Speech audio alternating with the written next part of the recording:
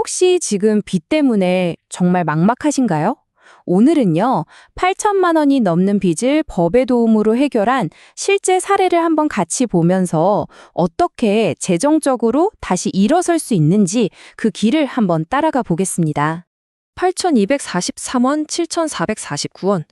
만약에 이 숫자가 바로 내 이야기라면 아마 어디서부터 어떻게 손을 대야 할지 정말 눈앞이 캄캄할 겁니다. 이게 그냥 돈을 흥청망청 써서 생긴 빚이 아니에요. 자세히 들여다보면요. 매달 생활비는 부족하고 갑자기 예상치 못한 병원비가 크게 터지고 심지어 사기까지 당하면서 한 사람의 인생이 정말 벼랑 끝까지 몰리는 과정을 보여주는 아주 현실적인 이야기입니다. 자, 그럼 첫 번째로 이 8천만 원이 넘는 빚의 무게는 대체 어디서부터 시작된 건지 그 속을 한번 자세히 들여다보겠습니다. 빚의 내용을 보니까 이게 단순히 한두 군데 문제가 아니었다는 걸 알 수 있죠. 카드사 여러 곳에 또 개인적으로 빌린 돈에 총 9곳의 빚이 흩어져 있었어요.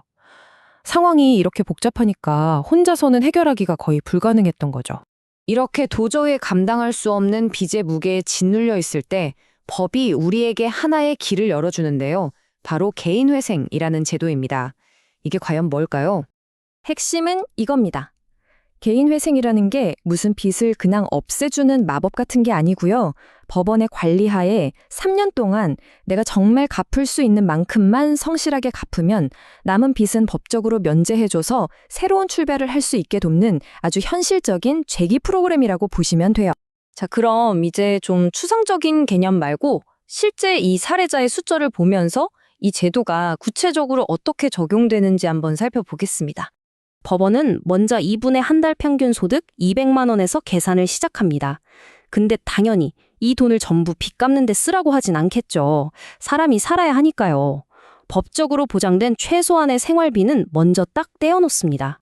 그렇게 소득에서 최소 생계비를 빼고 남은 돈, 바로 이 56만 5천 원. 이게 앞으로 3년 동안 이분의 재기를 이끌어갈 가장 핵심적인 숫자, 즉 매달 갚아야 할 월 변제금이 되는 겁니다. 자, 그럼 이 56만 5천 원을 36개월, 그러니까 3년 동안 꼬박꼬박 갚으면 어떤 결과가 나올까요? 최종 합의안이 정말 놀랍습니다. 원래 갚아야 할 원금의 26%만 갚으면 되고요. 그동안 눈덩이처럼 불어났을 이자는 전액 100% 탕감됩니다. 36개월간의 약속. 말은 참 쉬운데 이 긴 시간 동안 매달 내는 돈은 대체 어떻게 관리되고 또 9곳이나 되는 채권자들에게는 어떻게 전달되는 걸까요? 이 시스템은 마치 안전한 금고 관리인 같아요. 채무자가 매달 돈을 직접 채권자한테 주는 게 아니고요. 법원이 지정한 회생위원이라는 중립적인 관리인 계좌에 입금을 해요. 그럼 이 회생위원이 돈을 안전하게 보관했다가 계획에 따라서 각 채권자들에게 공정하게 착착 나눠주는 거죠. 채무자와 채권자 사이에 불필요한 충돌을 막아주는 아주 중요한 완충장치 역할을 하는 겁니다. 이 과정을 보면 이게 단거리 경주가 아니라 정말 3년짜리 긴 마라톤이라는 걸 알 수 있습니다. 2025년 10월 7일에 첫걸음을 딱 떼서 2028년 9월 7일에 마지막 결승선을 통과할 때까지 단 한 번도 빠짐없이 성실하게 약속을 지켜야만 하는 거죠. 자, 그렇게 36개월간의 인내와 성실함의 시간이 지났습니다. 그 끝에는 과연 무엇이 기다리고 있을까요? 바로 새로운 시작을 향한 문이 열리는 순간입니다. 이 변화를 한번 보세요. 정말 극적이지 않나요? 8,200만 원이 넘는 빚의 굴레에 갇혀 있었는데 2천만 원 남짓을 갚고 나서 무려 6,200만 원의 빚을 법적으로 완전히 면제받았습니다. 이게 바로 개인회생 제도가 가진 정말 놀라운 힘이고 불가능해 보였던 재기의 길이 실제로 열린 겁니다. 결국 이 제도의 핵심은요, 단순히 빚을 줄여주는 걸 넘어서 한 사람이 다시 일어서서 우리 사회의 건강한 구성원으로 당당하게 살아갈 기회를 주는 데 있습니다.